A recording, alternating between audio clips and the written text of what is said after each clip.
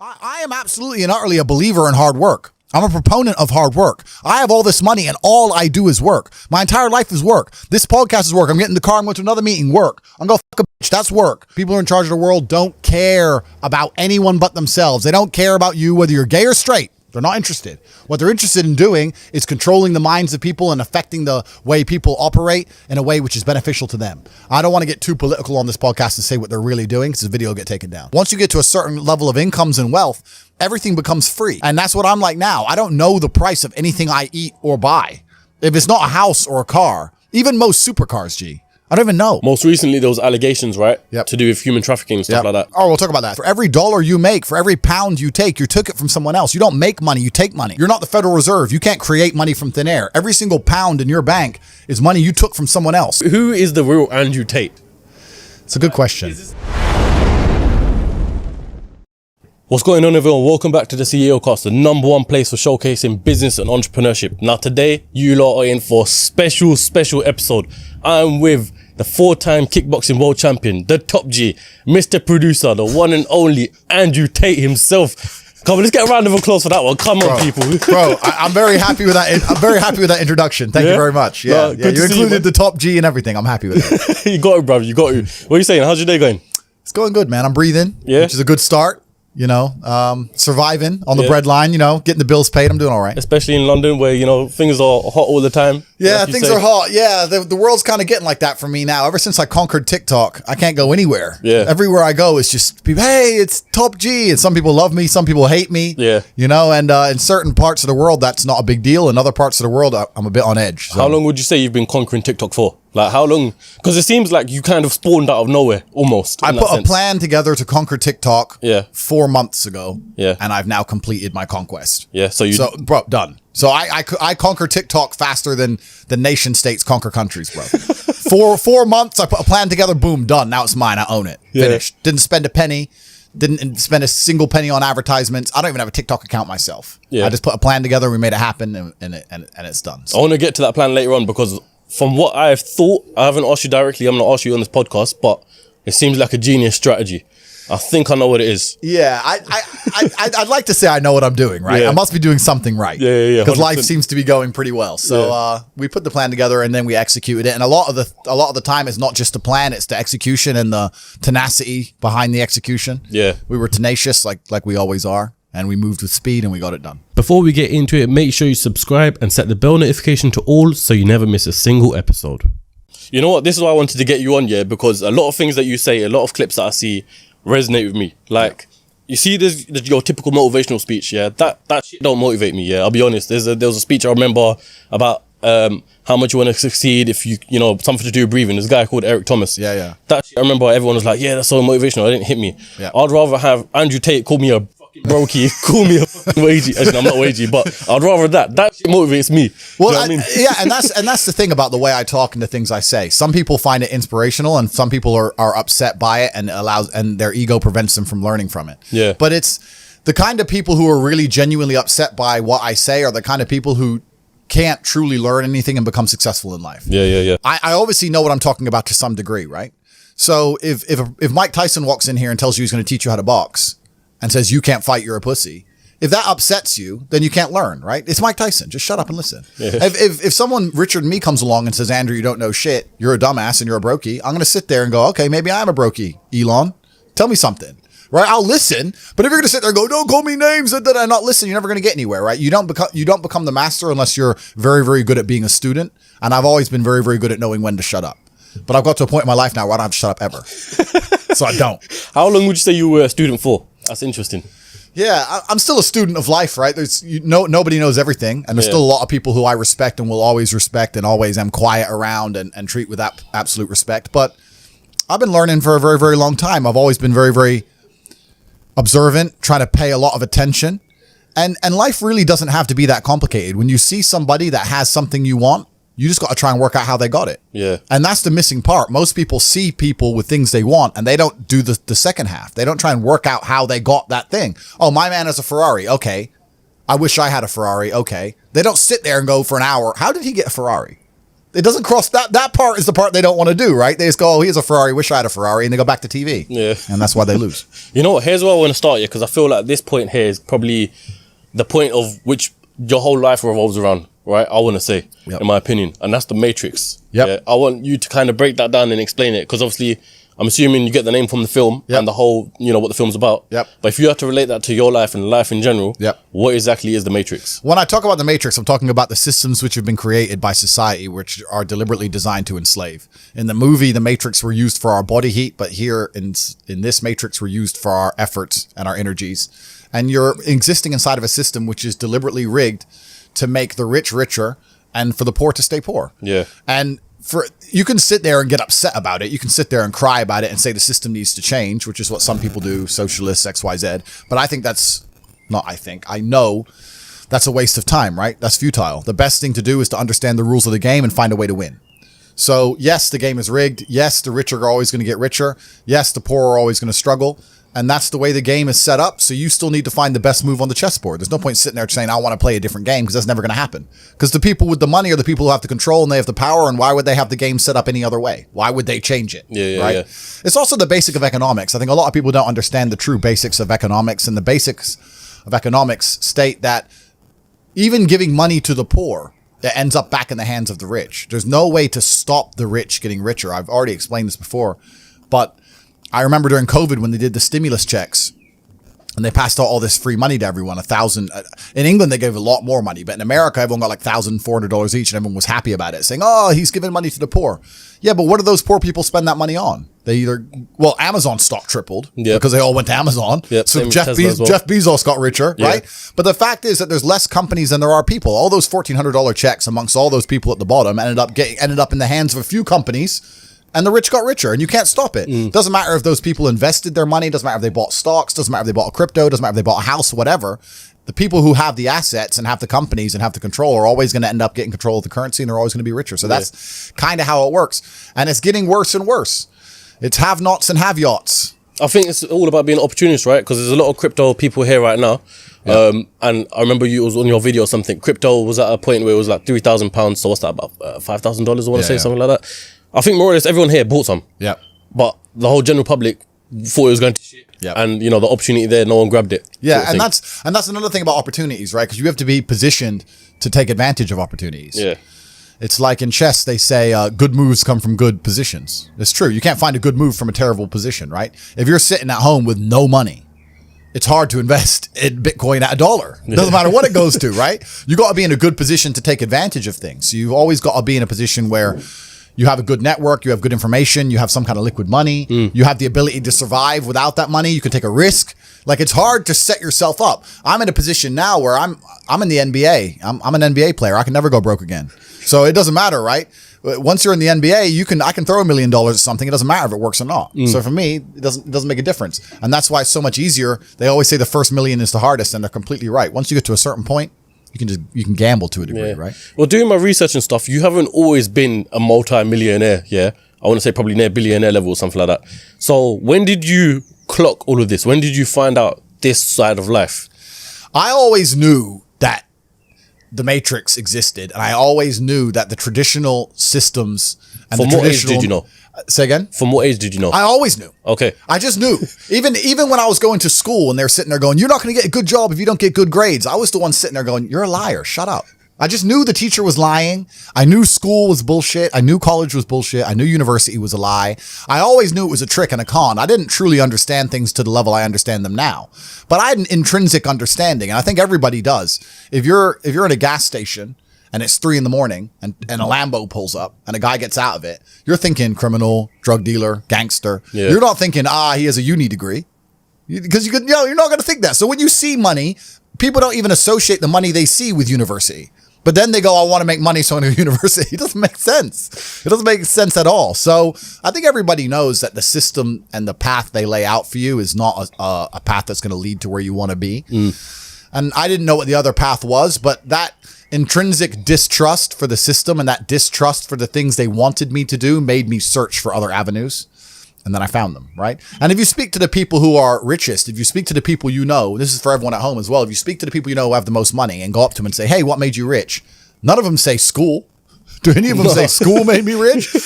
I got an A in GCSE. Like, who gives a shit? It's bullshit, right? So it's all indoctrination. So I knew it was indoctrination, and for that reason, I was always searching. And if you're searching, you're going to find. Yeah. So.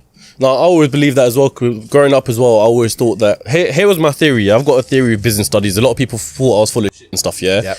But I want to kind of hear your opinion towards it. Yep. So, I've done business studies in GCSE. In my opinion, the whole textbook, everything, the teacher, everything's full of shit. Yep. Yeah, literally, I feel like they overcomplicate it and confuse it on purpose because they don't want entrepreneurs. Right, and they want people to be stuck in the system.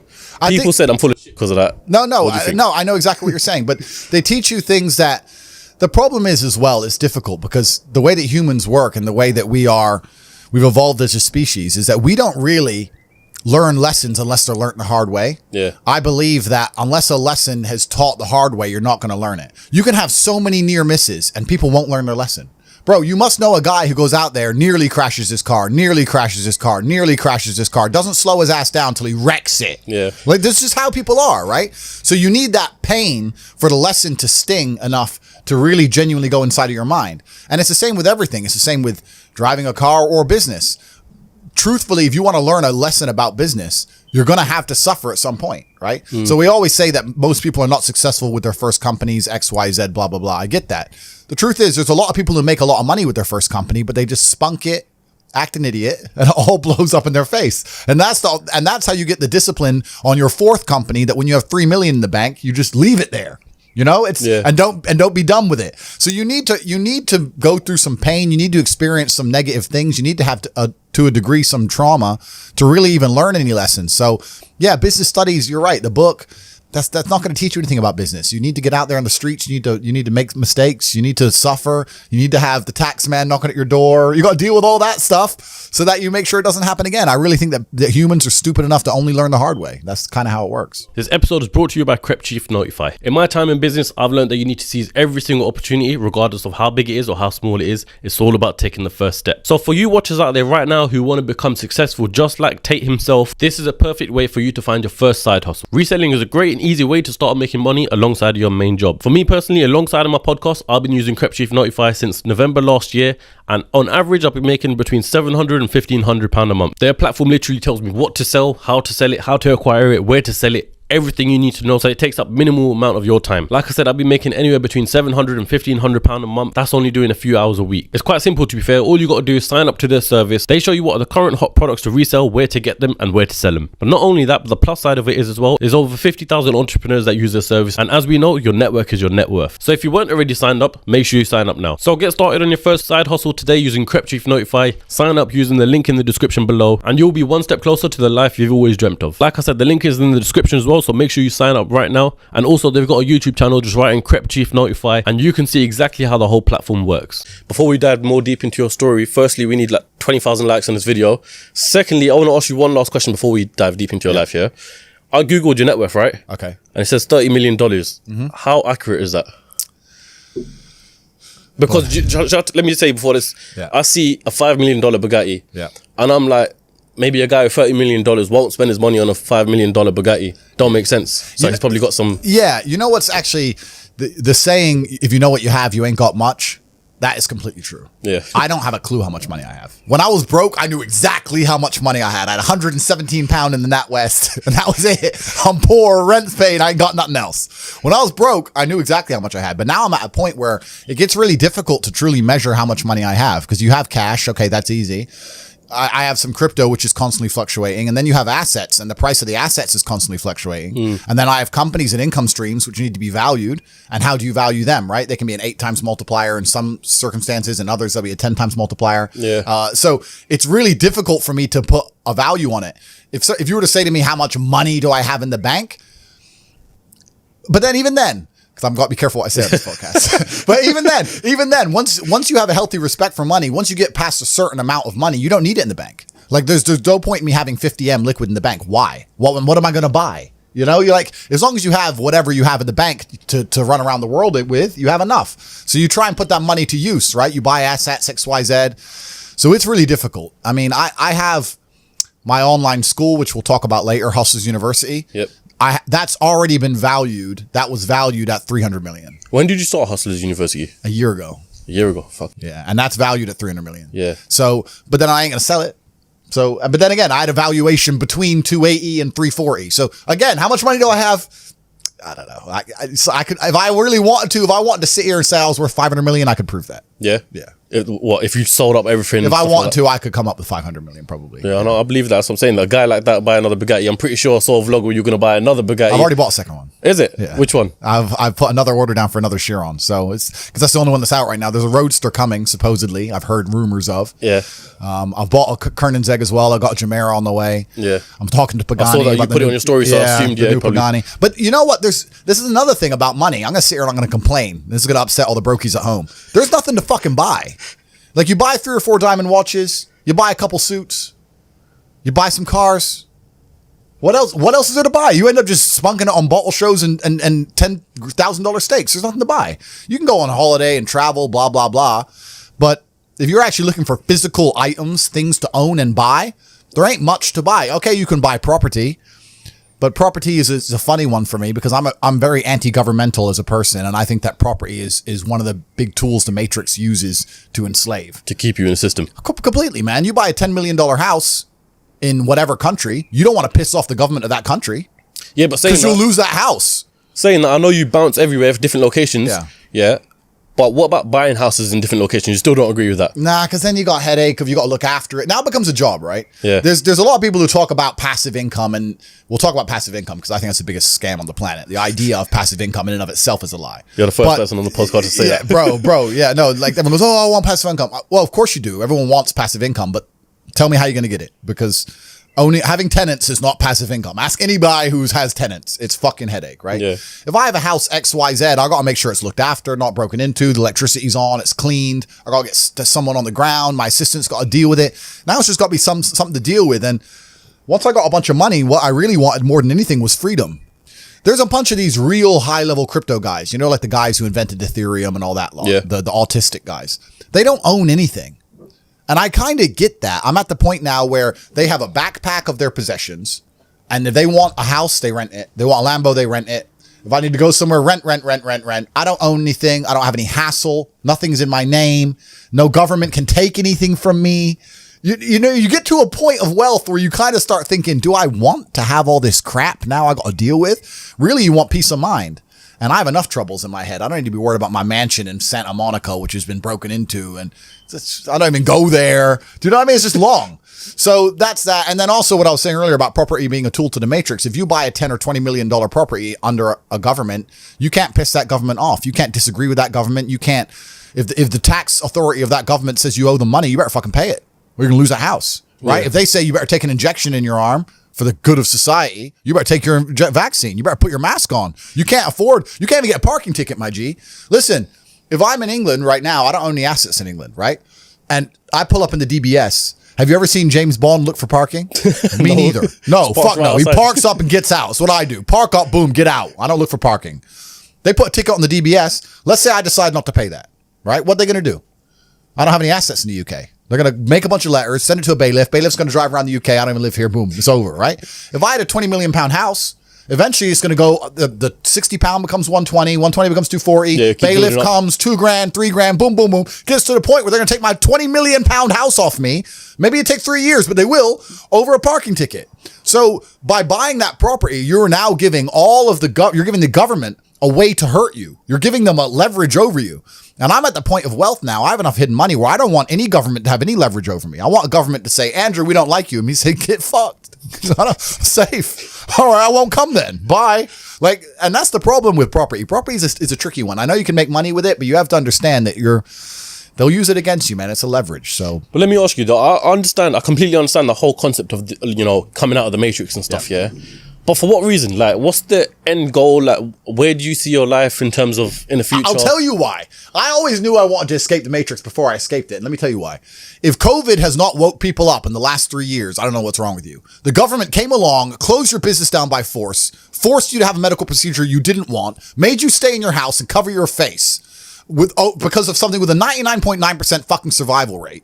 They come along and literally broke every single rule. They broke the Geneva Human Rights Convention, every single law that they wrote themselves. They just broke them all under the guise of safety. More people committed suicide from mental health issues, or more people died from missed doctor's appointments for real diseases because of this crap. They came along and did it because they were told to by someone above the government, because the government's not even in charge of anything.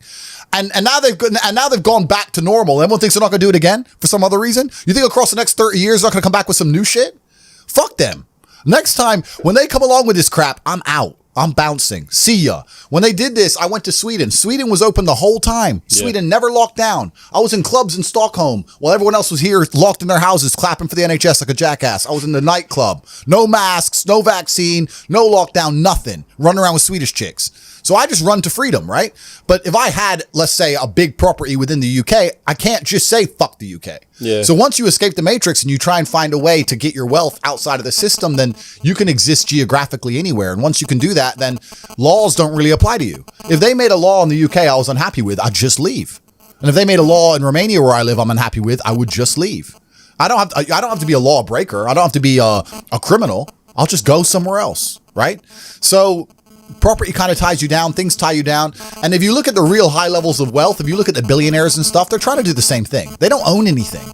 They have a share in a company, which owns a shell company in the Cayman Islands, which owns this subsidiary of a company in Dubai, which owns a boat that they can use. Yep. It's that Aikido. It's the same thing. Get out of the matrix. That's what everyone's trying to do, right? You know what? I was going to ask you this later on in the podcast, but it seems like a good time to ask you now, yeah? You obviously, I wanted to initially do this podcast in Romania. I thought it'd be sick coming to your house. Yeah. You know, but every time you try to arrange something, you're on a jet flying off somewhere else. Yeah. Next places everywhere. So I thought, you know, while you're in the UK, we'll do it here. But what's your reason for moving to Romania? And do you own the house in Romania then? Yeah, so the house in Romania is owned by a subsidiary of a shell company, et cetera, et cetera, et cetera. We'll leave it at that. Yeah. But and I moved to Romania because it felt more free than the UK in certain aspects. And it is. In certain aspects, it's certainly more free. You're always, as an individual, you always have to make a trade-off. And the trade-off is usually between laws and the strength of the government and the judicial system and your safety, right? This is the usual trade-off. So Dubai, which I love and I spend a lot of time in, the judicial system is extremely harsh. The laws are extremely harsh, but it's very, very safe. I'll accept that trade. If you give me a powerful government and a powerful police force, but you give me my safety to wear a $5 million watch, I'll take that all day. But you have countries like America and England where the judicial system and the police are dangerous and they can mess you up at a whim, but they don't even give you your safety.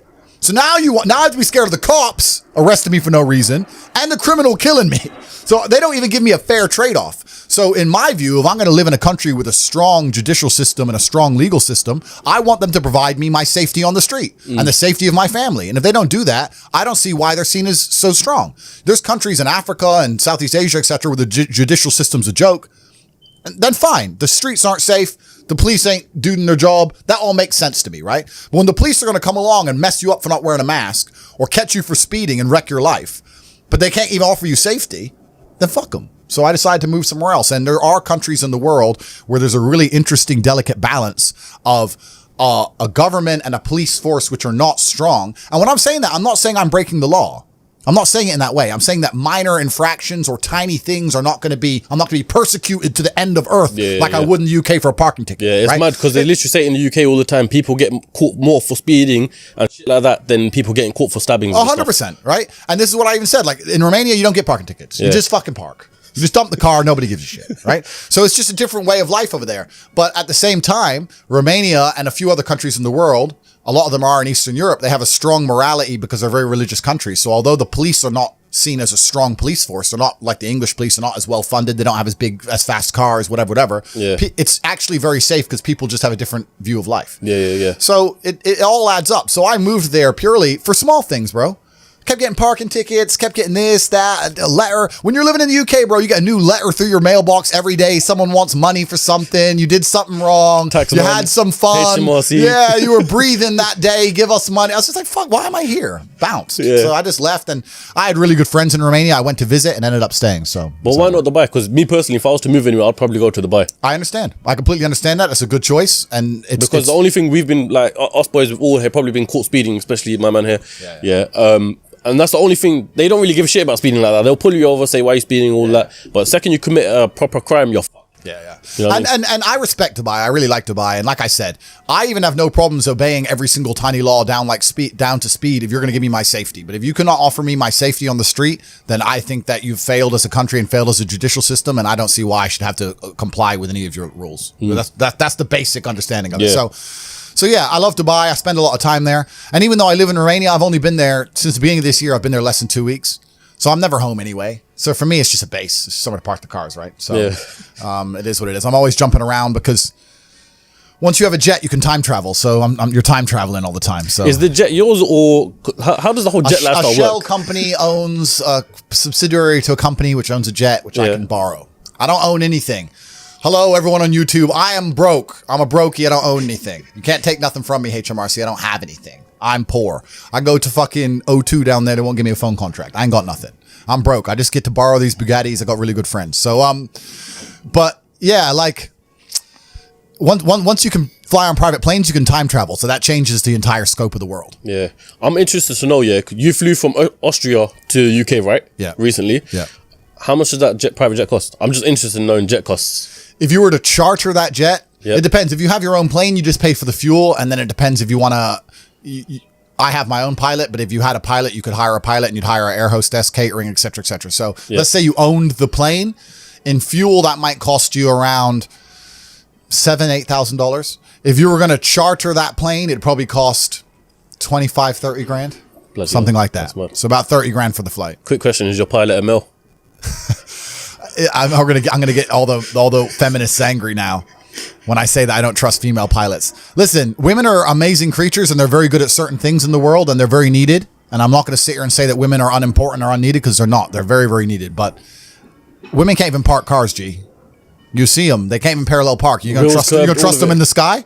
Like curb your plane? Fuck no.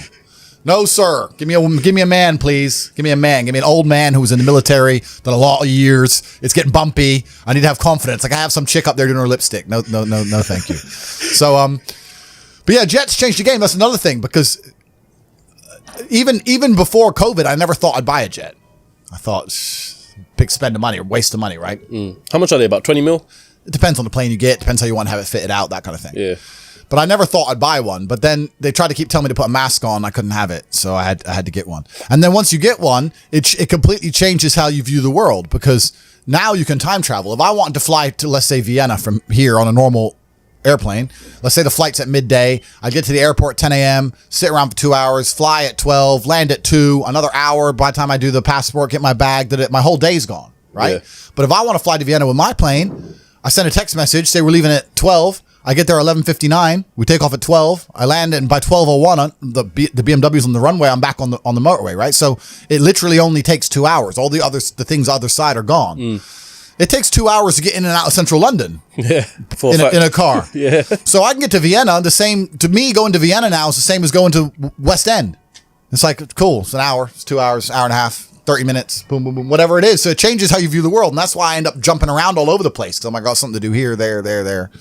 So it's 4 or 5 countries in a day sometimes. And that's mad. You're like, bro, let's organize this thing. I'm like, I don't even know what I'm doing by 6 p.m. Bro. I don't know what I'm doing next week. I appreciate the fact that you're here. I actually got shook because when we were talking about doing this on Friday, I saw your story and you were jetting off again. I thought, fuck, like, what's happening?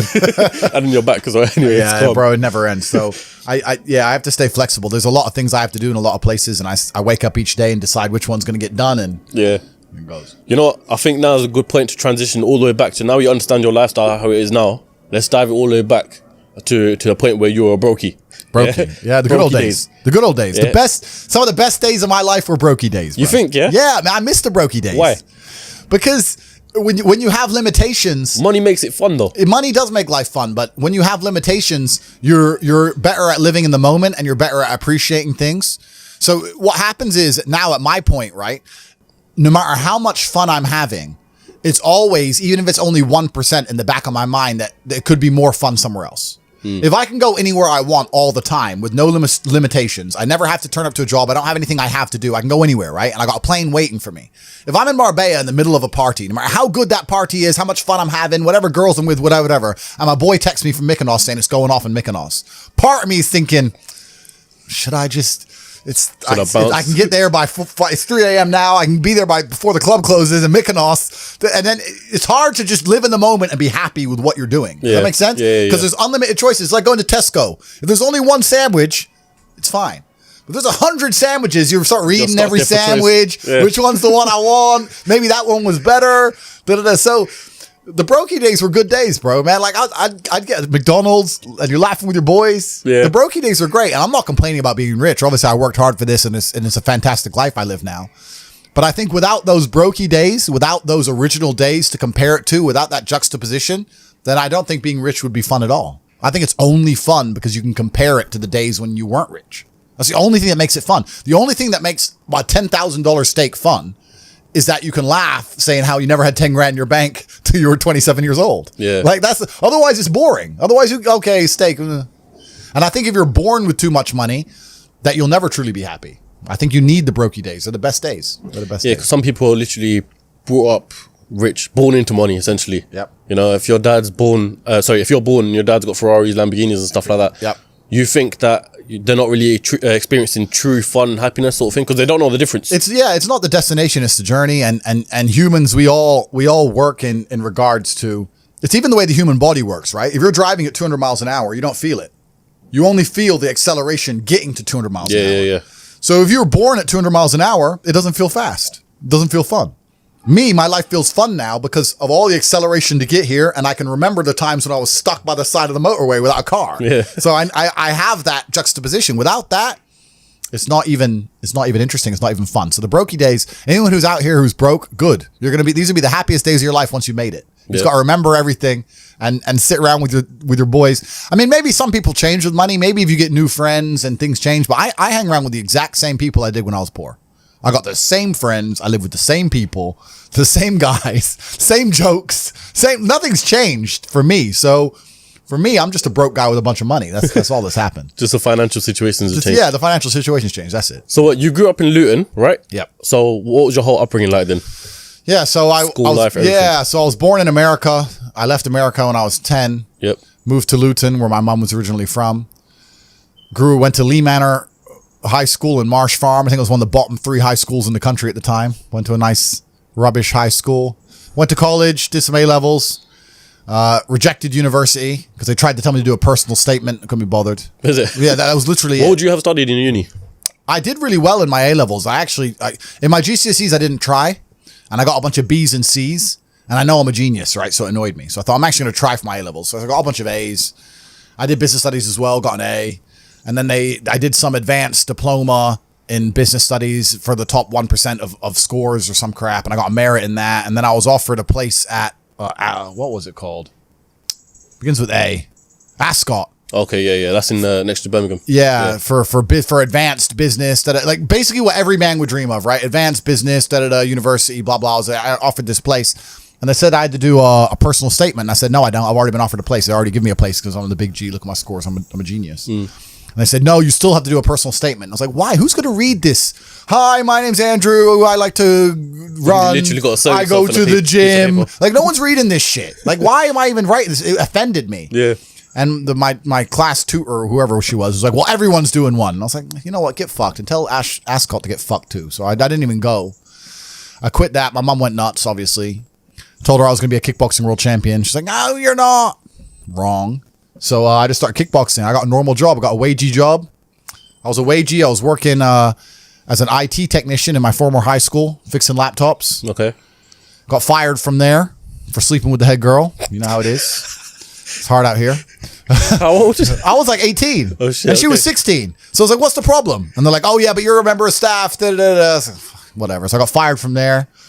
And then, I got some sales jobs. And I was training hard to fight. And I think sales jobs are probably the best job any person can get. If I had to get a job again, it'd be a sales job. Because you learn a lot as a salesman. And sales is a really important skill. You learn a skill. And also, if you're actually good at it, it's not even really like having a job. They don't fire the top salesman. Yeah, no, they don't. No, they do not fire the top salesman. You turn up late. You crash your You're car. selling- yeah. Oh, sorry, G. Boom. Here's my numbers. They're like, oh, all right, dickhead. But all right, bye. They don't give a fuck if you're the big boss, right? So if you're a salesman, it's the only time you get any kind of freedom, and also all the responsibility and all the pressures on your back where it belongs as a man. You need to adopt stress and adopt problems if you want to be successful as a man, and as a salesman, you get that. So I had a bunch of sales jobs. I did a bunch of sales things. I was fighting, became world champion, started making money with fighting, but even fighting, kickboxing is not boxing, bro. Most I ever got paid for a fight was like 200 grand. Yeah, because some boxers, I think Amir Khan for his last fight, rumors have it that he got paid about 6 million or something like that. Yeah. Boxing's so, different. That's big money, yeah. Yeah, it's big money. But as a kickboxer, you don't make that much money, man. I had an apartment and a BMW, and I was doing all right, but I wasn't balling. You know, I couldn't just pull money out the sky and just do whatever. Like if you're fighting twice in a year, Yeah. and let's say you get 50 grand for one fight, 40 grand for another fight, 90 grand? By the time you give your manager 20%, pay all your rent, paid your car, but you ain't rich, right? And that's the best you'll ever get at kickboxing ever. Well, even at top level. Top level. You have to go to UFC, and even most UFC fighters have no money. Yeah. You got to be the champ to get paid. Yeah, people saying Dana White robs their fighters. Well, I mean, the thing is with the UFC is that everyone says Dana White should pay them more, but look at how liquid the UFC is. Even during COVID, when basically every other organization couldn't function and shut down, he managed to keep shows running. He managed to keep UFC running, keep fighters getting paid, keep fighters in shape. I mean, I know a lot of kickboxers who didn't have a fight for two and a half years. How are you going to stay in shape for 2.5 years? Yeah, and then you come You're out doing what? Yeah. How are you going to drive to the gym every day, eat good every day without you're not even getting paid to fight now? So it's hard. So maybe he does rob the fighters. I don't know, but he's an excellent businessman. He's provided a platform for people. But the point I'm trying to make is that fighting as a career path is a terrible career path because it's just too hard to make money. Too much can go wrong. You can get unlucky. You can break your hand. You know, you can get sick on the day before a fight and then lose the fight because you had a bit of a cold and now you got knocked out and you're you know what I mean? Like it's hard. It's too hard. It's unpredictable. So I always knew that even when I was fighting, and I was always trying to find a way to make money. Even when I was fighting, all I did was try different ways to make money. I tried a million things, and that's what you have to do. You have to try a bunch of things and learn a bunch of lessons until you finally find something that works. So, and when did you find when did you have like your first taste of true money sort of thing? That's a good question. And I think one of the reasons why I was so motivated to make money is because even when I was completely broke, through fighting, I had access to a lifestyle. I saw money, right? So, man, I can tell you stories now that even sound stupid to me. I went to Deauville, France to fight for a world title. And I was sitting there and the promoter hadn't turned up yet. And I ordered 2 waters, 2 Perrier. Yeah. And they came and they were like €9 each. And I paid for them. And I said to Tristan, 20 quid for fucking water. Because we're brokies. We're just like, and he's like, yeah, that's crazy. And we look around and there's all these tables just with water, champagne, food, you know, like $1,000 lunches, 1,000-pound lunches. No one gave a shit, right? And we're sitting there going, where are we going wrong with life? Like, we're worried about the price of water. That dude's got a lobster. He's got like a big bottle of champagne. He's got 3 chicks. Like, we're going wrong. So I always knew there was outside of the matrix. There were these people who were living in a way that money didn't have any significance. Money wasn't real to them. So I always knew it. I was always around it, especially through fighting. I went to a bunch of crazy countries, Kazakhstan, all these places. We're in Kazakhstan, a poor country. It's just G-Wagon, G-Wagon, G-Wagon, G-Wagon. I'm like, what's going on? Like, there are people who are living outside the matrix. And once you live outside of it, once you get to a certain level of incomes and wealth, everything becomes free. Like, when I was looking at the price of that water, no one else in that restaurant even looked at the price of anything. It didn't matter. Yeah. And that's what I'm like now. I don't know the price of anything I eat or buy. If it's not a house or a car, even most supercars, G, I don't even know. If I want the new Maserati, the MC20, the Spider, I'm just going to text my boy, yeah, fully spec, every option. And it's going to come out the bank and I ain't going to notice. Like, it doesn't make a difference. If I have 11.8 million or 11.4 million, what difference does it make? It doesn't mean anything. Yeah. So you get to a point where the whole world's free. And then you start just buying stuff, not because you want it, but because it's completely free. So even if you 1% want it, right? You're like, oh, well, maybe I might use it once, 400 G's. I might drive it one day this summer. Yeah. You know, and that's how you get to. It's the same way people just buy coffee at a whim. You end up doing that with everything. So I always knew that kind of life existed. I used to talk with my brother about it all the time. I was like, bro, we're doing something wrong. Something doesn't add up. We're still thinking in terms of like make money, spend money, money in the bank. It doesn't. There's people who are living for free and they just point at things and they get everything they want.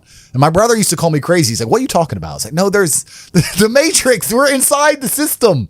We need to escape. And now I managed to find a way out. So I always knew it existed. I was always looking for it.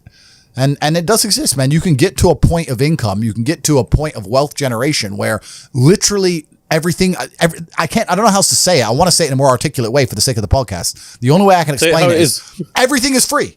That's how I view the world. Everything's free. If I want something, it's free. I want dinner's free, coffee's free, supercars are free, private jets are free. It's free. It's free. I just want it because all they want is numbers on a screen. Yeah. And numbers on a screen are what's the numbers on a screen? It's nothing. It's free. I don't know how else to say it. You're telling me if I give you some numbers on a screen, you're going to go and build me a W16 fucking Bugatti Chiron Pure Sport and you're going to deliver it to me in my house and you're going to put it in the color I want and it's going to be gorgeous and beautiful and everyone's going to be jealous and you're going to do that and all you want is a few numbers on a screen?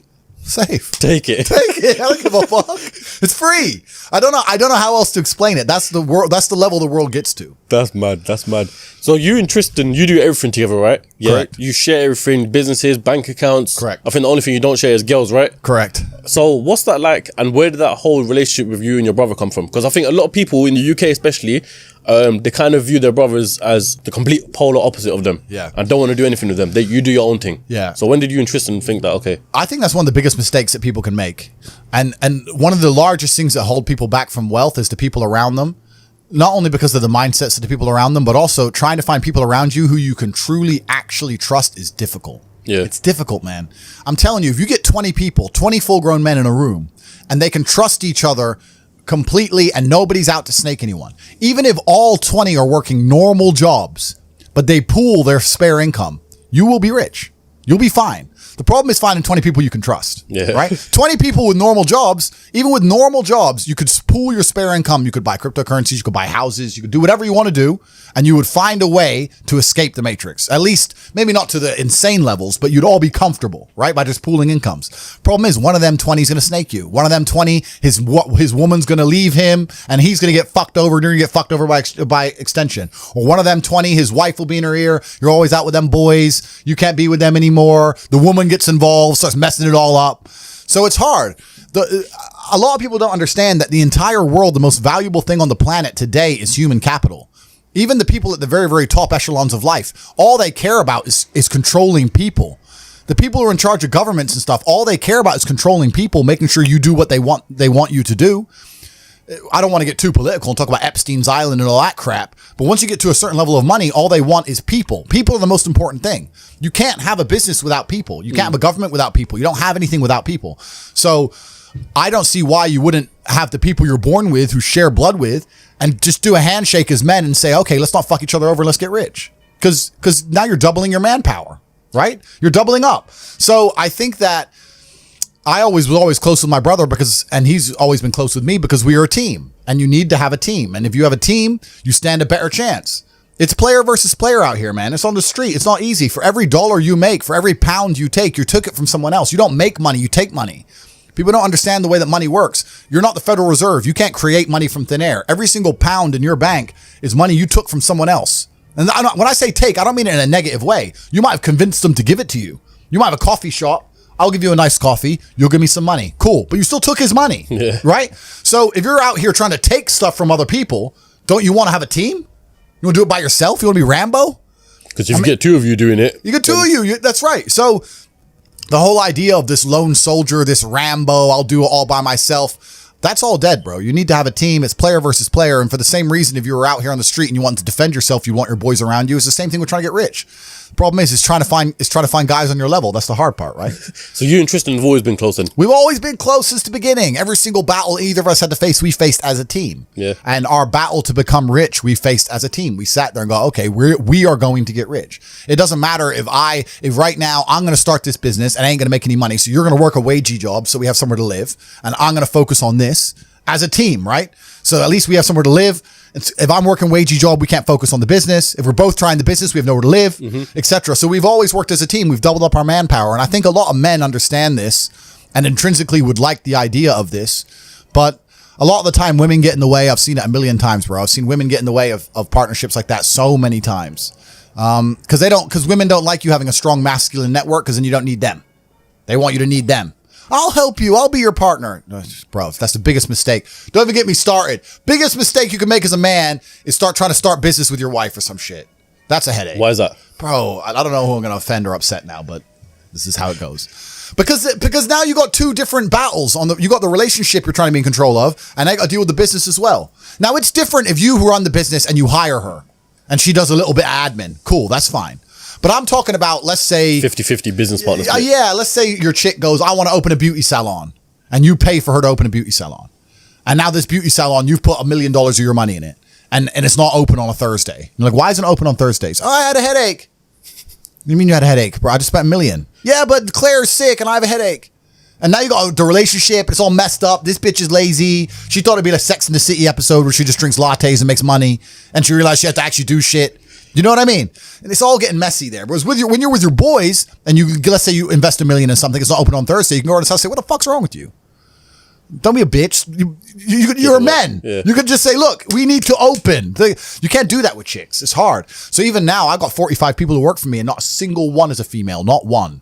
This episode is brought to you by Sunamusk. If you don't already know about Sunamusk, they have the greatest long-lasting perfumes, and as you'll see later on in this episode, approved by the top G himself. They're also based all over the UK as well, so chances are you probably have a store right near you. And if not, they're also online based as well. My personal favourite is the most recent one they brought out, which is Golden Dust. So get your Sunamusk fix today, and because they're sponsoring the episode of the top G himself, we'll use code Tate15. How about that? So use code Tate15 for 15% off of your purchase. The thing is, we're living in a society right now where there's, everyone's trying to live independently, right? Yep. Females, males, Yep. everyone's trying to be hustlers, Yep. both men and females and stuff like that. Yep. Would you say the rate of hustle is different between the male and the female?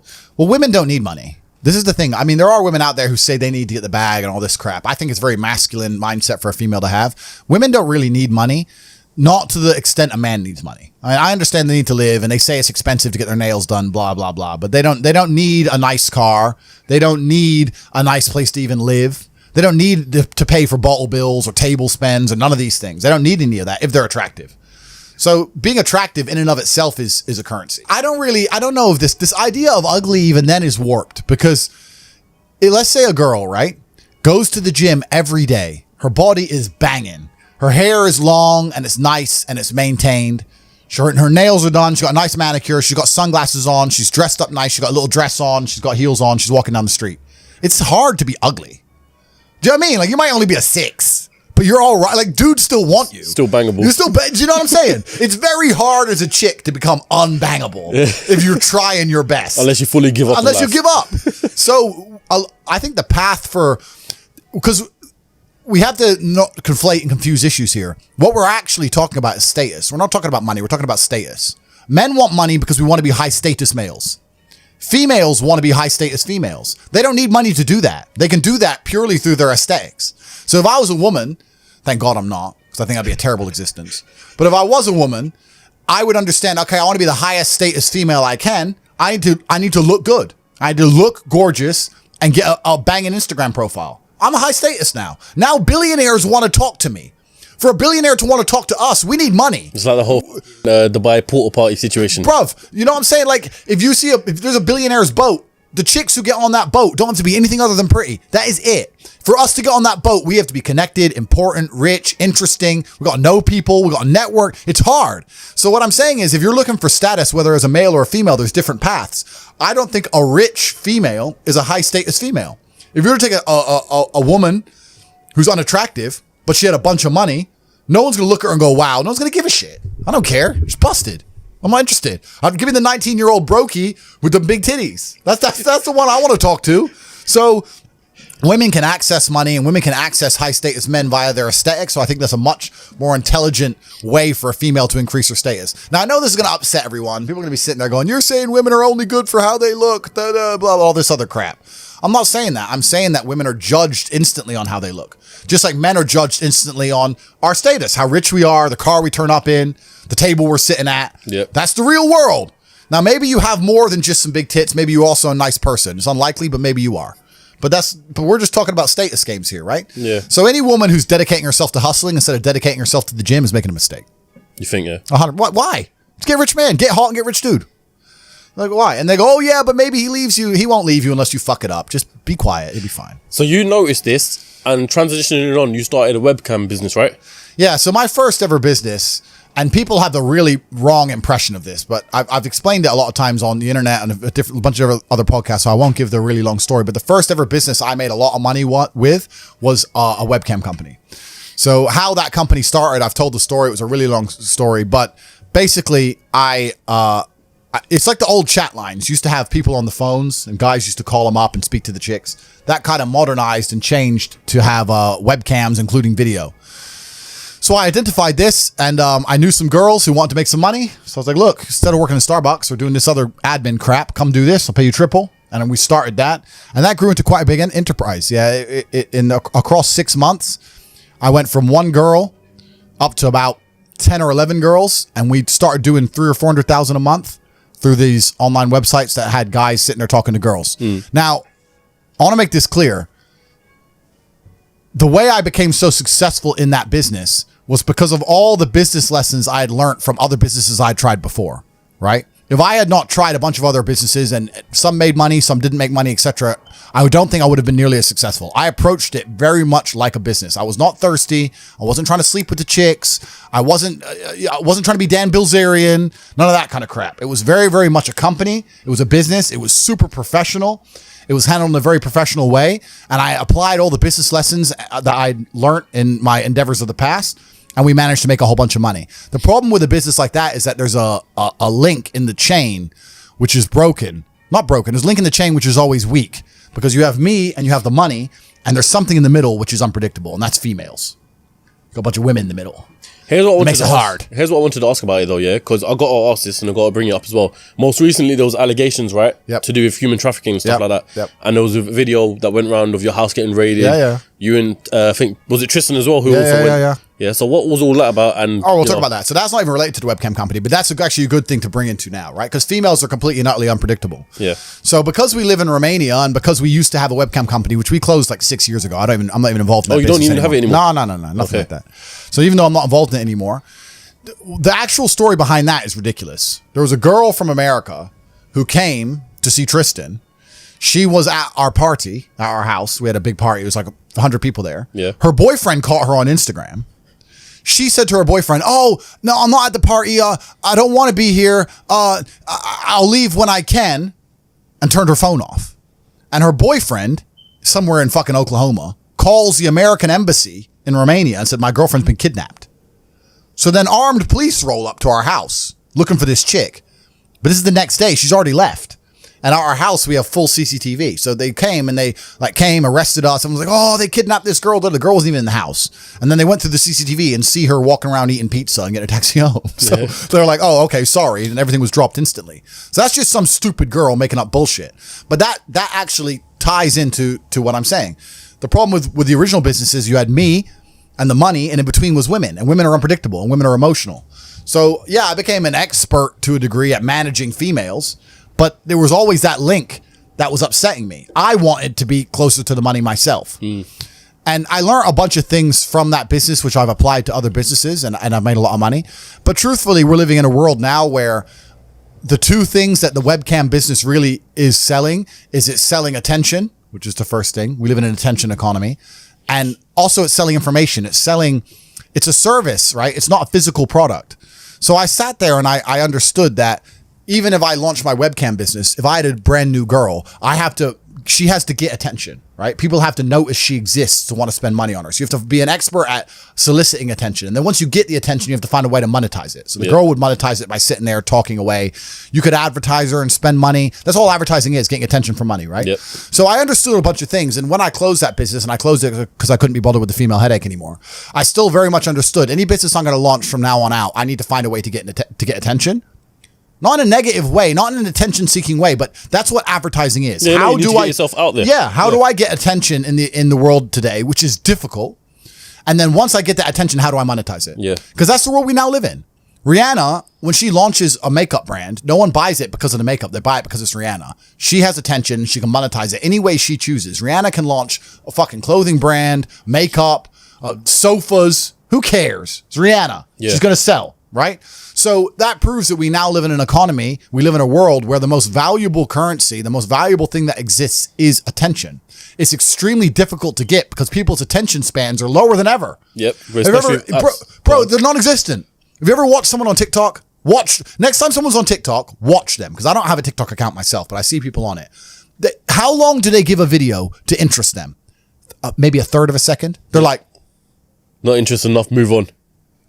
Bro, that quick. If you don't get my attention in 0.25 seconds, I'm not interested, right? That's how hard it is now. So, and it's getting harder and harder because the apps and the algorithms are retraining our brains to do that. Yep. So now we live in a world where if you can find a way to hack these algorithms and you can find a way to get attention, and there's lots of different ways to do that, then you can find a way to monetize it. And off the back of that, you can become a very, very wealthy individual. See, this is where for me, it's, as you say that, it's clicking more and more in my head with Hustlers University, realizing that, to monetization and attention syncs together. Yep. That's why there's so many clips of Andrew Tate on TikTok. And so I was speaking about this with one of my guys, yeah, and basically we were discussing the fact that if you join Hustlers University, one of the things that you teach us to do, I don't know if you allow me to say it, is affiliate marketing, right? Yep. So one of the things that people can do is get a referral code for someone else to join Hustlers University. Yep. And that's why they're making TikToks, because if you check the pinned comment on there, it says join Hustlers University with this referral code. Correct. So and so like that. Correct. Yeah. That's So mad. inside of Hustlers University, we have 18 modern wealth creation methods. So we teach how to make money 18 different ways. And when I say modern wealth creation methods, it's because a lot of the wealth creation methods that you're going to hear from older people simply don't work anymore. Such as property. Property. I mean, of course, the old guy is going to sit there and go, save your money, put it in a savings account, get a mortgage. Bro, of course that worked for you. You were putting money in a savings account, getting 4% interest. Yeah. Now they won't even give us 1%. You're putting your money in a savings account. You bought a house for 85 grand. Now it's worth $500,000. And at the time you bought it for 85 grand, you were probably earning 30 grand a year. Yeah. Now I'm earning 40 grand a year. The house has cost 10 times more. I get no interest on my money. So everything you're telling me is outdated. It doesn't work anymore. If you're going to follow the path that your parents followed, you're not going to ever become rich. You need modern ways to make money, modern wealth creation. And I won't say what all 18 are, but we teach them inside of Hustlers University because there are ways to make money in the modern world, which no one in your school is going to teach you, which none of the older people are going to know, they're going to talk about. There's a lot of ways to do it. And one of them is monetizing attention. So what you just said in regards to the affiliate section is one of the 18 ways. There's a 16-year-old kid making 45 grand a month from his TikTok because all he's done is he's gone into Hustlers University. He's joined. He say, okay, how do I get attention? I'm 16. I'm not a flawless orator. I don't have a life or life experiences which are interesting enough to be used in a podcast, which are going to ever allow people to pay attention to me. Yep. But Tate does. So let me go and find all of Tate's old stuff. Let me chop it up. Let me make a TikTok for Tate. That gets attention. How do I monetize attention? Now people are on my page. How do I monetize it? Well, I can take my referral link. I'm in HU. Here, they can sign up, get 50% off my link. Boom. So he's taking attention. The attention that I generated, all he's done is chop up some TikTok clicks, monetized it, and he's making 45 grand a month, do 16. That's mad. Bro, so like it's crazy. So there's so much money that can be made, but you have to find a way to get attention in the first place, right? That's the hard part. And if you look at a lot of companies, so many of them have huge profit margins, but they have to spend all their money on advertising to sell any product, and then the margin gets wrecked because they have to get attention the old-fashioned way, which is advertising. And that's a very expensive way to get attention. You need to find another way now. And it's difficult. That is the only hurdle between being broke and being a billionaire. Attention. How do you get it without embarrassing yourself and being a jackass? Because no one buys from a clown, right? Mm-hmm. So me, I'm lucky because I've had a very, very eclectic life, and I'm good at speaking, and I have a good memory, and I have a lot of stories, and I can sit and tell people, and I can talk in a way that make people know I know what I'm talking about. So that's how I get attention, right? Yeah. But if you don't even have that, then it's difficult. It's hard. You got to find a way. But yeah, that's what Hustlers University is all about. And we teach people how to monetize attention, and we have 17 other ways to make money. And now we have, as of this, and I'll check right now, I think we have 64,000 students. 64. I think I was watching an emergency meeting or a clip of it or something like that. I think you said at the time it was 32,000. 64,835 students. Yeah, mad. And what's impressive about that is not that I've managed to attract 64,000 people to join Hustlers University. The fact that they're staying. It's the fact they're staying. The fact they're staying means that there's 64,000 people making more money each month than they pay. It's only $49 a month, right? So there's 64,000 people who I have successfully taught to make more than they've invested. No school, no business school, no university will guarantee you month on month you make out more than you put in. None. Only mine. And I don't exist in a vacuum. The educational system exists in a vacuum because the loans that they'll give you, you can only spend on that education.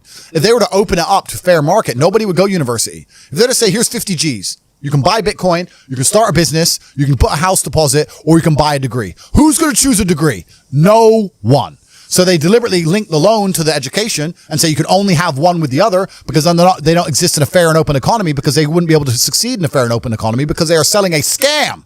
They're selling a lie. I exist in a fair and open economy. You don't have, if you spend $49 with HU, you can spend that on anything else. You can go buy Snickers. But on the contrary to that, let me go buy Netflix. Let me ask you this, yeah, because in the UK, a lot of people see course sellers as scammers instantly. Whether the course is good or not, people always say scammers, yeah. And there's some videos I saw about Hustlers University, people thinking it's a scam or it's not. Yep. So the argument I would have for you is, what's in it for you? Like, what do you gain from having a Hustlers University? Because you're rich already, so what difference does it make? That's right. So firstly, there's always going to be somebody who thinks it's a scam.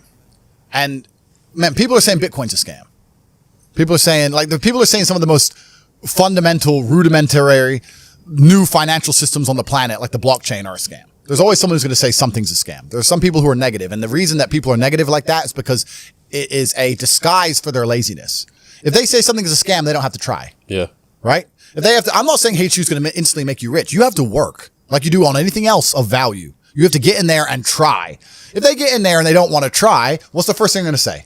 Scam. I joined. He told me to do something. It takes an hour and a half. I'm lazy. Scam. That's it. That 16-year-old kid making 45 grand. He's making TikToks all day, every day. He's working. Like, he ain't getting money for free. He's sitting there finding videos, chopping them up, making them entertaining, adding the fucking titles. That he's working for. The thing is, like we were going back to earlier, people ain't got the attention span. People ain't got the attention span to work anymore, right? So there's always gonna be some idiot who says it's a scam. The fact that we retain 64,000 people proves it's not a scam. Yeah. The reason I started it is very, very simple. I think that, I mean, I don't want to sit here and pretend I'm a philanthropist because I'm not. Obviously, I benefit from having this university. It's a very valuable company. It makes a lot of money, right? So why wouldn't I want to run one? But also, it doesn't detriment me. I don't think that some rich people, maybe they believe that there's not much money in the world and they don't want other people to be rich. I completely see it the other way. I see it that there is so much money everywhere. And even I can't get it all. So I want as many people around me as possible to be rich because now I'm at least around more money. If I send a message inside of HU and said, I want to raise $100 million amongst my students themselves, I can do it. I've got my own venture capital firm now. I was like, boom, all right, 100 million, let's buy a yacht. Here, dish it up, bang, bang, bang, done. Yeah. Because all of them are making money. I want to know as many people with money as possible. So if I know a way to teach people how to make money, and I'll also make money for teaching them how to make money, and I now have people who I can talk to so I have access to the money they make, why would I not teach them how to make money? Now, the reason no one else has really done this is because I don't think anyone else knows how to make money as well as I do. And also nobody else can really prepare and build a platform like we have or do the work it takes. HU is extremely difficult to launch. It's not easy to find 18 professors who know what they're talking about, build an online platform. Then you need the payment gateways. And then even when all that's done, then you got to find a way to get people to join. You got to advertise it. I don't have to advertise anything because I'm top G, everyone knows.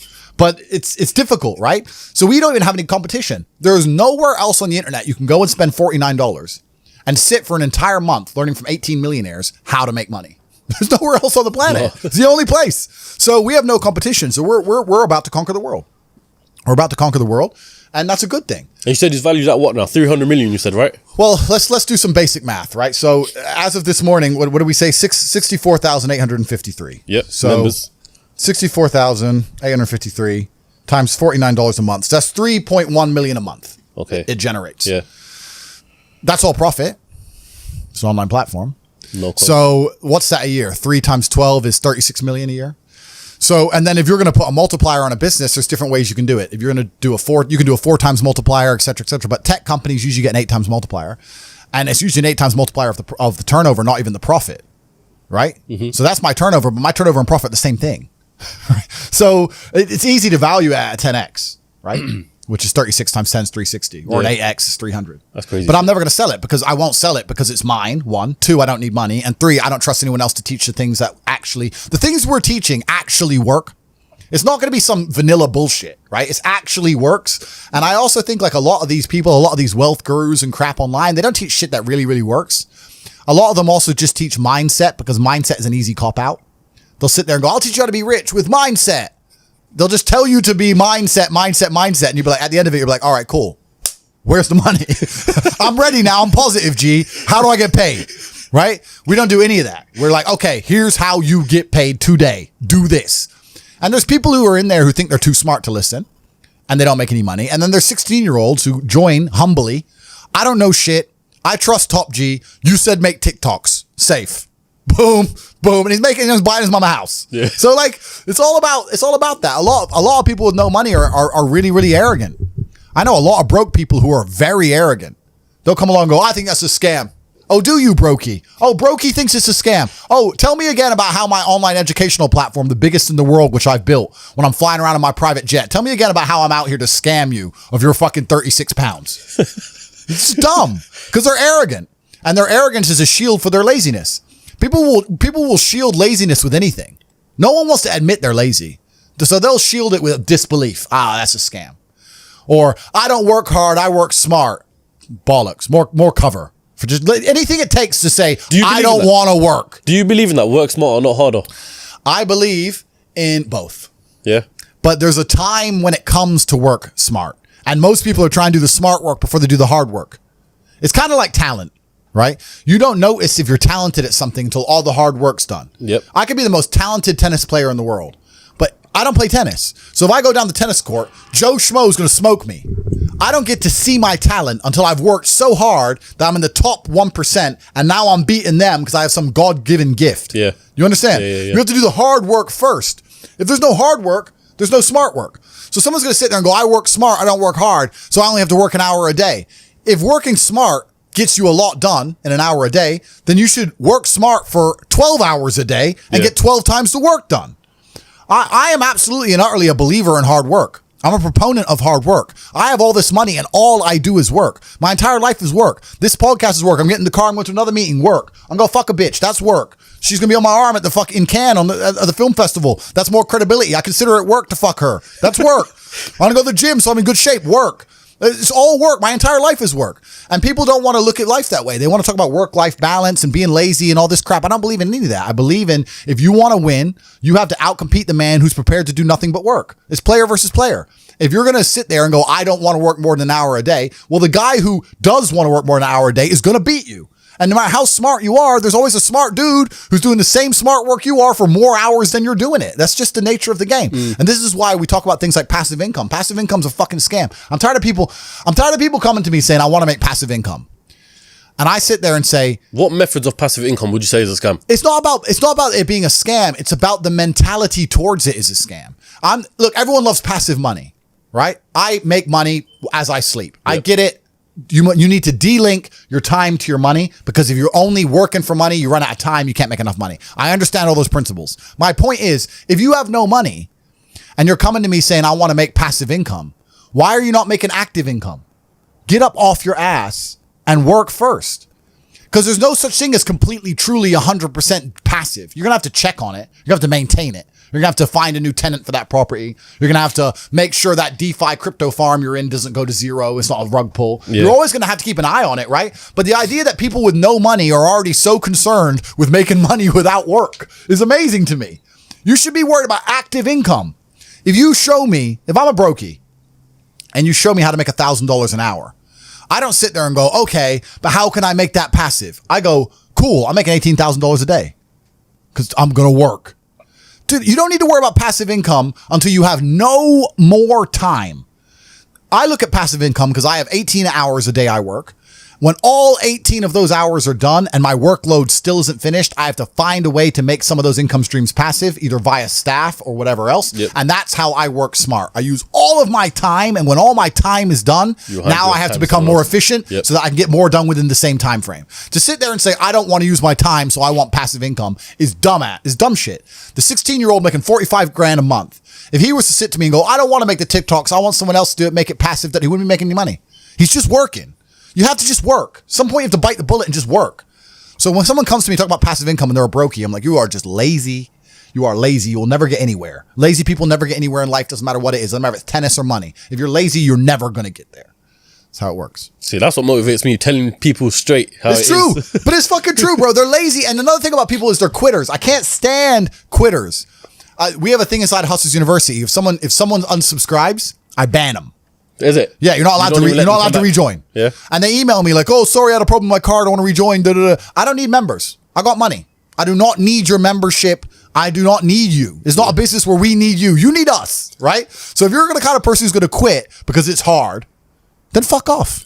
I don't even want your energy around me because quitters are the worst people on the planet. You can give a quitter absolutely everything and they will still fail. You can give it, doesn't matter what it is. If you go to IKEA and buy a flat pack fucking table and put it in front of a quitter, you will never have a table.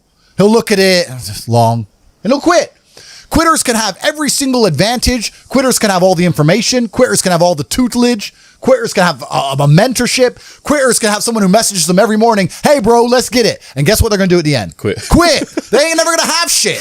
So if you're a quitter, I don't even want you even inside my organization. I don't want quitters anywhere near me because you're never going to be successful.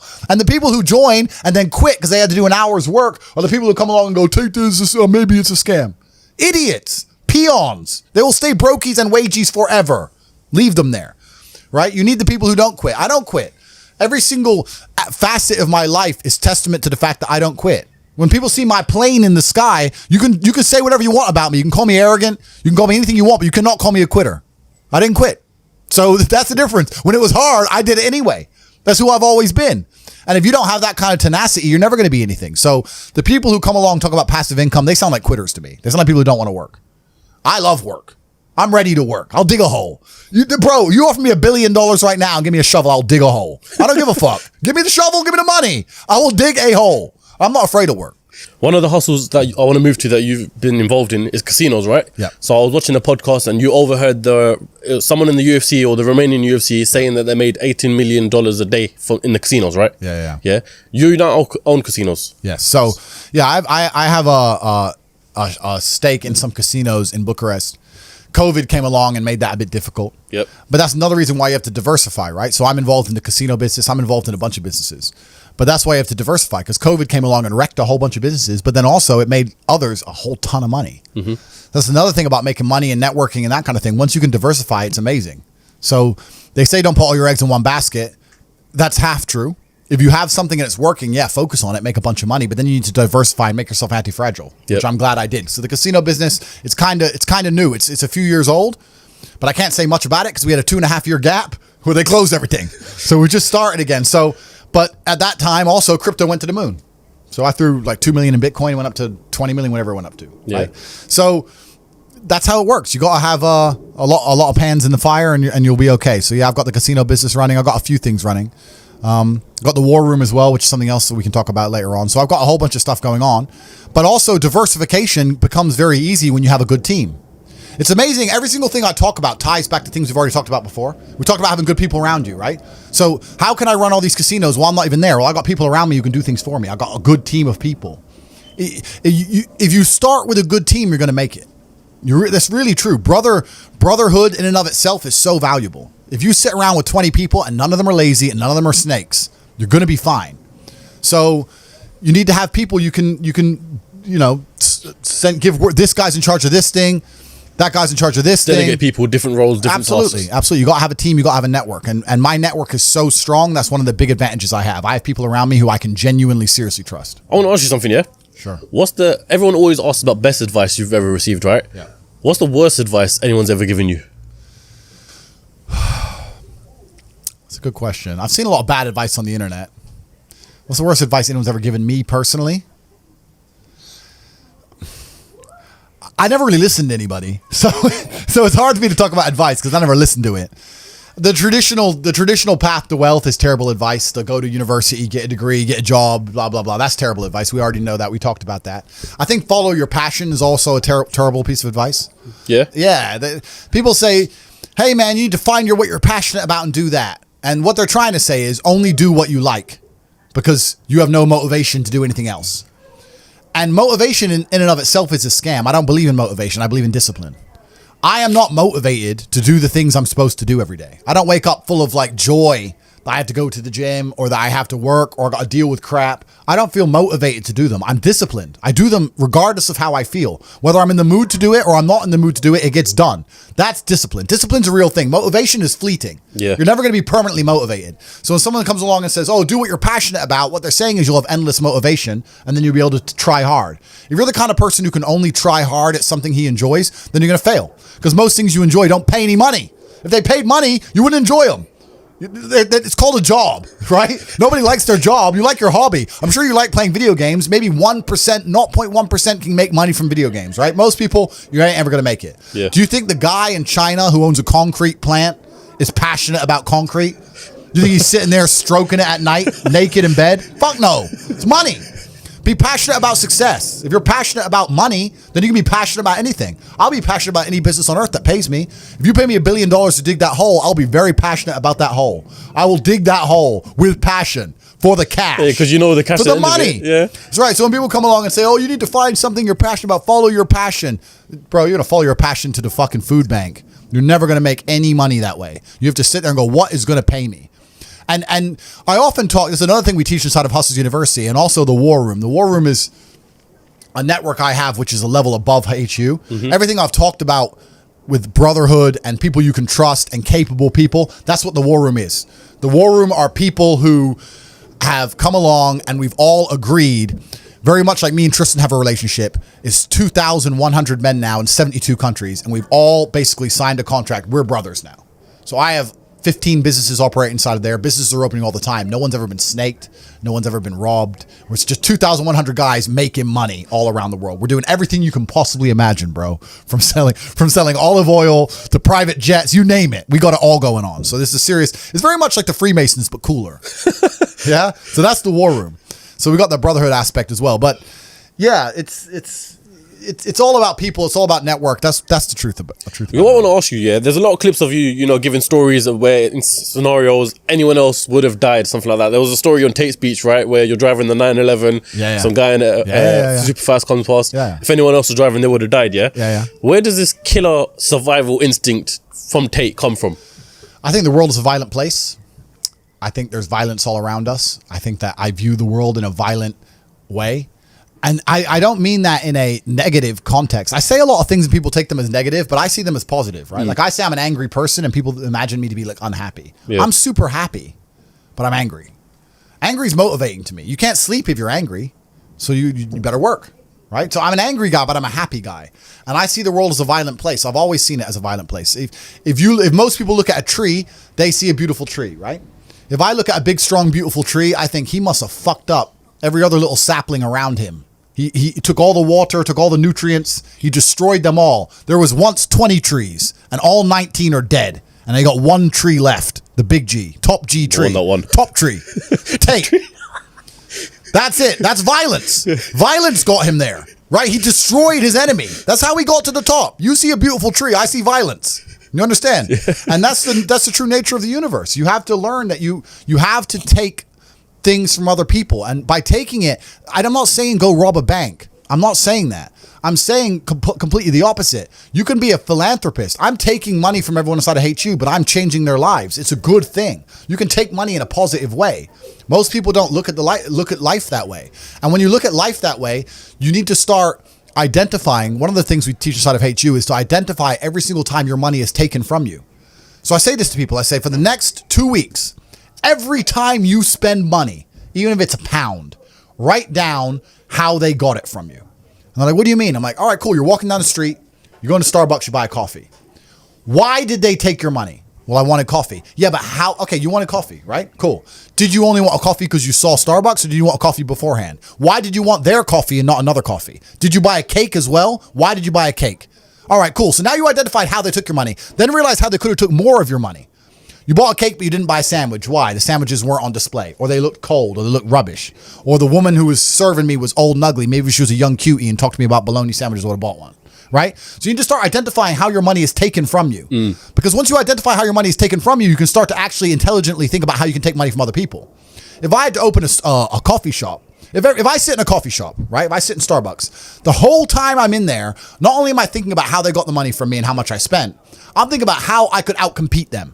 I'd sit there and go, okay, cool. I'm in Starbucks. I spent £5.68. I got a latte and I got a donut, and I'm sitting here, and that business place, that commercial property right across the street is available for lease. How could I outcompete this coffee shop which just took my money? What's the profit margin on this £5.68? How much did this cost them? The coffee, pennies. Donut, 30p maybe, right? How much is the staff? They pay the staff minimum wage £8 an hour. So I've already paid 30 minutes work from that brokey, the wages. Yeah. She's there for another 30 minutes for free, right? How much is the rent? How much is the business rates? If I had to open up there, how would I attract people to come into my shop as opposed to their shop? They got a big brand name. I'm brand new. Okay, well, the bitch working here is ugly. My one's going to be hot. Boom, that's the beginning. Next thing, do they have any signage outside? No, I'm going to try and put some signage outside. Do they have parking? No, I need parking. But you need to start thinking about how you can convince people to give you their money as opposed to giving it to the places they already give it. Different analytics. And once you do that, people say, I can't think of how to make money. If you start doing that for a year and just keep a notepad, you'll have 100 ideas of how to make money. You'll sit there and go, there's a place here that's doing this and we could do it better this way. This place online is doing this, we can do it better this way. And then to get them all done, what do you need? Network. You need people. It's all about people. Then you need to either go in the war room if you want to join, or have your people around you and say, okay, we can make money with this. Who's going to do it? Who's not lazy? Who's getting up at 4 a.m. tomorrow? Boom, let's get it done. So there's unlimited ways to make money, but most people go through life and their money is taken from them and they don't even identify how they got tricked out of it. They're just happy with it. Yeah, they just have, how did I spend 16 grand in Cirque last night? Oh, because my ass got drunk. How'd they get me drunk? Well, because the guy, when I first bought the first bottle of champagne, was there on the table, pouring, putting it in my hand, got me drunk, then I spent 16 grand on bottles. That's how they got my money. So if I open a club, I need to make sure when people first come in, they get fucking hammered. Nobody thinks about it that way. Nobody thinks, how did they get that out of me? Right? Why am I spending $2,000 for dinner in Novikov? Is it the food or is it the fact that I'm in Novikov and tag myself in Novikov? You have to identify how you're getting famoosed, how you're getting finessed. That's how you do it. But most people just walk through life getting finessed left, right, and center, giving all their money up. And they're like, oh, how did that happen? You got to learn to finesse other people. Yeah, but it's not finessing in a negative way. It's in a good way. It's a good way. You have to take money from other people. That's the only way you're going to make money. Yeah. You have to take it. There's a pimp, and he said a really intelligent line. He said, business is just other people's money. That's all business is. I want to start a business. So you want other people's money. That's what you want. So how are they going to give it to you? You have to think about it. Nobody thinks about it. And the easiest way to think about it is to think how you're giving yours away. That's a mental model you should adopt. Yeah. And you'll end up with loads of business ideas. Business ideas are everywhere. It's just execution, which is difficult. You know what? Going back to what we said earlier about the survival instinct here, at the end of the day, the way I see it is, and this relates to Islam as well, yeah? I'm a Muslim. Yeah. At the end of the day, when day of judgment comes and all that stuff, every man for themselves, essentially, right? Yeah. Am I right in saying that? Yeah, every man for themselves, and that's where that comes through. So you're prepared for that. Yeah. And I saw in clips as well that you've got understanding and sort of respect for Islam. So a massive respect for it. I have a massive respect for Islam because they have principles which they refuse to bend on, and we live in a world now where every single principle is being constantly bent and broken. Yeah. And I like to see a fundamental, or I like to see a mental model which is rigid. Yeah. There's nothing left rigid anymore. The law isn't rigid. Christianity isn't rigid. Like the only thing you can sit there and say they will not bend or they will not break is Islam. So I have absolute respect for them because it's just a masculine imperative. It's just a masculine mindset to have. And as a man, I respect people who say what they mean what they say. Those are the rules. Oh, you don't like it? Tough. And besides Islam, there's not much of that left in the world now. Yeah. Now everything's just bending and breaking and they're just making it up. Yeah. Like, I think Christianity is a joke. I think it's a joke of a religion. If someone were to ask me my religion, I would have to say, if I was to find God, it would have to be via Islam, because how am I going to go to a Christian church when they got gay pastors and shit? The Bible says no, and you're just ignoring it. What is this? It's not even a thing. Like, to me, it's a joke of a religion now. I think it's a joke. So if you're gonna bend all your own rules, if you're gonna be tolerant of everything and stand for nothing, then I don't think you have anything. It's just like people are getting onto the president of Qatar, because he's not allowing gay pride or flags or anything to be shown in the World Cup. Yeah. Right. So what's your opinion on people expressing their communities, for example? My opinion is that you're in Qatar. Yeah. So no, but I'm talking about in general though. Yeah. In general, people expressing their happiness for gay pride and stuff like that. The problem is, and I don't want to come across as homophobic, and I want to get this video taken down either, but the problem is that a lot of these things are not what people think they are. There are people who think so surface level. The people inside the Matrix think surface level. They sit there and think, this is only about accepting what gay people want to do. I don't care what gay people want to do. I'm not homophobic. I don't give a shit what you want to do. It's not about that. What's actually happening is that the New World Order and people who are in charge of the world are using certain agendas to enforce. They're using them as a disguise to enforce hidden things. You understand? It's like the Green New Deal. They come along and say, global warming, global warming, global warming. They pretend it's about the planet, but really it's about just raising taxes to the sky, locking you in your house and taking your car away. They don't give a shit about the planet. It's a disguise. So the people who are in charge of the world are using certain agendas, which they don't want you to argue against, to sneak in a bunch of other legislation and a bunch of other rules. And the whole pro-gay acceptance thing is exactly the same. It's nothing to do with gays. The people who are in charge of the world don't care about anyone but themselves. They don't care about you, whether you're gay or straight. They're not interested. What they're interested in doing is controlling the minds of people and affecting the way people operate in a way which is beneficial to them. I don't want to get too political on this podcast and say what they're really doing because the video will get taken down. But anyone who has a brain, who wants to go and find out, you will find out that all this green agenda they're pushing has nothing to do with the environment. All this gay stuff they're pushing has nothing to do with gay people. It's all to do with control. The people who are in charge of the world want more control. If they gave a shit about global warming and rising sea levels, why does every single multimillionaire and billionaire buy a house on the beach? It's the first place they buy their mansion. I thought we're all going to drown next year. Bollocks, bro. It's a lie. It's all a lie. They don't care. But by saying that, now there's carbon credits, carbon limits. You can't drive your car past 8 p.m. because of the environment. You can't eat meat anymore because of the environment. Stay home, eat the bugs, be a slave, be a slave, be a slave. Every single government in the world is interested in control. That's all they've ever wanted. That's all they ever want more of. Governments want control. They want to control their populace. They think of us as sheep. We're cattle to them. They want us to comply. They don't want our individuality. They don't want us to think for ourselves. They want us to just sit there and obey like robots. So every single one of them is slowly inching, day by day, pushing the limits, taking as much control as they can from the people to the people who revolt. And if they do it slowly and incrementally, they get away with a lot. And that's what they're doing. And they're all inching towards communism, which is what they want at the end, because communism is the governmental system that allows us the most control over the world. People sit there and go, oh no, the governments don't want communism. The governments want free enterprise because governments want money and governments want everyone to be rich and they want people to be wealthy. This is beyond money. The people in charge of the world print the money. They don't care about money. They don't care about economies. They don't care about taxes. All these things are brokey considerations. When you print the money, do you think you give a shit if the economy is good or bad? You print the money. You don't care. What you care about is when you click your fingers, do people obey you? That's what they want. They want power. Power, yeah. That's what it's really about. The whole world is about power. So when someone comes on TV and tells me I'm supposed to believe something, you need to believe this about the planet. You need to believe this about the gays. You need to believe this about this virus. You need to believe this. I sit there and I look at it and go, why do you want me to believe this? Do you think, why? It's a lot. And sorry, you got me started now. Sorry, bro. But it's like, why do you want me to believe this? Do you want me to believe this because it's good for me? Or is it because it's good for you? Are the rules made for the benefit of me, or are they made for the benefit of the people who make the rules? And you sit there and you understand that all of it is programming. All of it is a lie. They want you to believe things that are not true, like go to university, get in debt, sit there, learn or get a degree. That they want you to believe all this crap so that you are as enslaved as they can make you. This is all they want. And I understand that. So whenever they come along with anything, this is not about gay people as a whole. Don't give a shit. Any agenda they try and push on me, I know is not for my benefit. I know it. So I reject basically all of it. I was going to say, do you think that people expressing mental health and depression is part of that? Mental health and depression is an interesting one. I've got a conspiracy theory behind this one as well. All right. Well, mental health and depression is an interesting one because, like, you look at Tyson Fury, right? How can you not respect the heavyweight champ? Gypsy King, G, right? And he was talking about how he was depressed and how he fought his way out of it and everything. Huge respect for the guy. He was depressed, and the only way he fought and beat his depression was one day he got up, grabbed himself by the bootstraps, got in the gym, became the champ again, brought himself back to the former champion he was. He did it himself, right? And I think that that's really the only way any of these things can be beaten. I think if I were to talk to Tyson or Tyson were to talk to anybody, he'd say the same thing. He'd say, look, end of the day, even if you're struggling, it's you that's going to have to get up and get the work done and change your life.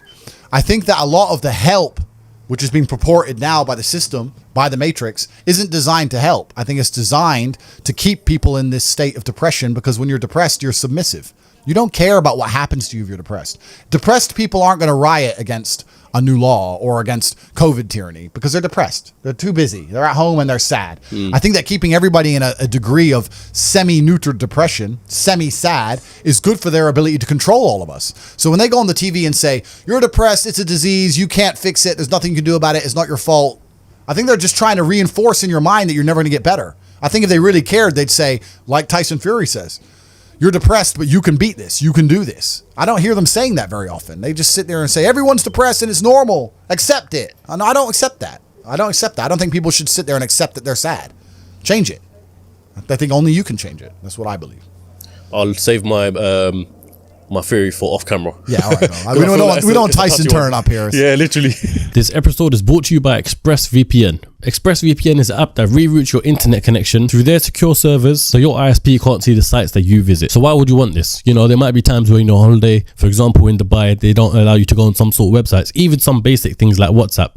Well, when you connect to ExpressVPN, which I have done before, it works perfectly fine, just as it should. And not only that, but ExpressVPN also keeps all your information secure by encrypting 100% of your data with the most powerful encryption available. Most of the time, I don't even realize I've got ExpressVPN running. It's so seamless that you would never notice anything. Literally, all you got to do is tap one button and you're protected. And the benefit is it's on all devices as well. So whether on your phone, your laptop, your tablet, your smart TV, whatever the case may be, there's no excuse for you not to be using it. So what are you waiting for? Protect your online activity today using the VPN rated #1 by Business Insider. So visit my exclusive link, expressvpn.com/CEOcast, and you can get an extra 3 months free on a 1-year package. Once again, that's expressvpn.com/CEOcast and get protected today. So click the link in the description to learn more. A female wanted me to ask you a question, right? All right. Is there ever going to be a day, I can see you're already prepared for this one. Is there ever going to be a day, yeah, where you have one woman settle down for the rest of your life and eventually, you know, have kids, carry on the Tate bloodline sort of thing, you know? Because it seems like, you know, you're surrounded by females all the time. So is there going to be a day where it's just one? Perhaps. Yeah. It's not going to, I'm not pro or against that.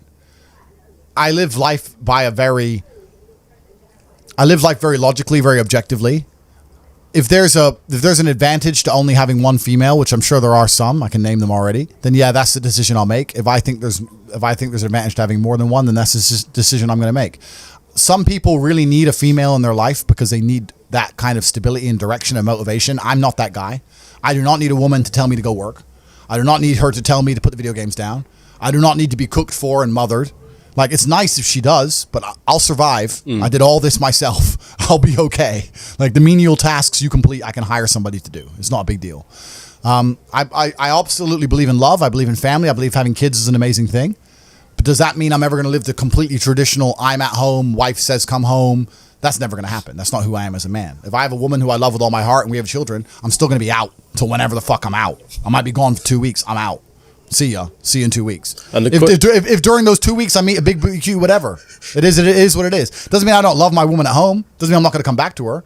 But I'm just true to my instinct as a man. I don't think I should apologize for it. I think a lot of people are socially conditioned to apologize for things. That's not me. Society says I should do X. Well, society says I should do a bunch of dumb shit. Everything society tells me to do is wrong.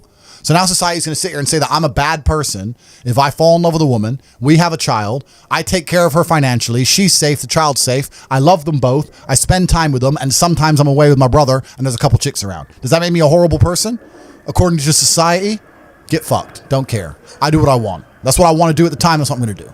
My question to her at the back of this is, if you was to have a child, yeah, obviously, essentially, they'd be born into money as well, right? Correct. So what would you leave behind for your child? My kids are broke. They are brokies. Yeah? Yeah, because they ain't going to get the lessons any other way. You know what? It's actually different. So if I had a daughter, my number one concern wouldn't be spoiling her. Because I think spoiling a chick isn't even a bad thing, really. I don't think it affects their mentality nearly as much as a man. But the problem with spoiling a woman is, if she has too much access to money, a man's going to get hold of it. I've been around, bro. I know. If let's say I had a daughter and she's 18 and she has access to a bunch of money, her boyfriend, whoever the fuck he is, if he has any game, is going to be in the club on my money, driving her fast car with no insurance. PS5 paid for. You know what I'm saying? She'll be buying him nice presents and shit. So that's what annoys me about the chick. So she can't have any money because I don't want some fucking side dude getting it. Yeah. My son ain't going to get any money because I don't want him losing his hunger. I want him to grow up broke. I want him to go through all the struggles I went through. I want him to suffer. I want him to have that fire. Now, I had some major disadvantages due to the fact that I had absolutely zero access to money. My family was completely broke. So I will give him some advantages. Let's say like when I was a fighter and I was fighting and I couldn't pay the rent. If my son, when he wins his fight, I'll give him a financial bonus myself for winning. But he still has to go win. Yeah. You understand what I'm saying? My kids are not going to be born into any kind of wealthy environment, in any kind of money. When I have children, I probably won't even raise them in a Western country because I think Western countries are soft. Bro, if I have boys, I want them growing up in deep Russia. Hardcore ones. Yeah, with like in the mountains with the goats. Like just running in the snow barefoot. Khabib ones. Yeah, I want monsters. That's what I want. I don't see the point in having to send them to some private school to sit around with a bunch of fucking toffs. Yeah. I don't see that. I think the best education in the world comes from the streets and comes from hardship. I don't think a private school can teach my kids anything that I can't teach them or that they actually need to know. You know, so when I have children, their lives will be very, very hard. And I also think that a father's job, this kind of ties back into what I was saying earlier when you're saying about having one woman and a family, etc. I think a father's job is to be a role model, not a second mother. A lot of fathers think that they're a good father because they're home every day.